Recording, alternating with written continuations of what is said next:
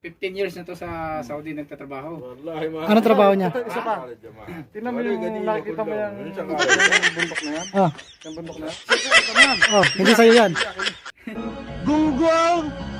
Barinig kita sa mukha eh!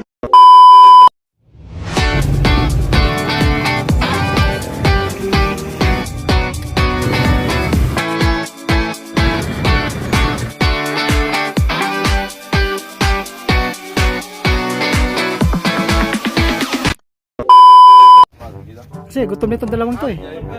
Nasabi nyo na sa inyo, kami lang, sa inyo yung lupain daw. May titulo ba kayo? Tanong mo, ikaw, may titulo ka. Ano man pabilaan sa akong tabako? Sino may-ari nun? Ako! Wow naman! Wow! Isip tuloy si Radyo. Hindi niya na papatuloy yung business niya doon na Kamilan. Ha? Inakausap mo yung sekretary mo doon kung saan mo... Ayaw, inano ko nga, sinachat ko yung sekretary niya. Hindi totoo yan. Bola lang yan. Sinachat ko. Ano sabi? Andun na yata sila. Ando na yata yung dalawa. Tamalo Titawagan na niya, Ano titawagan. correct? Ada altas laya. Oh my God! Wow! Madaday na rubuda. Come.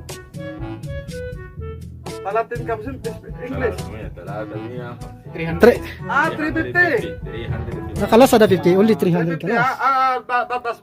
Anak kalam ana sadik, baden ada kalam oke. Anak kalam ito sadik oke. Sana all.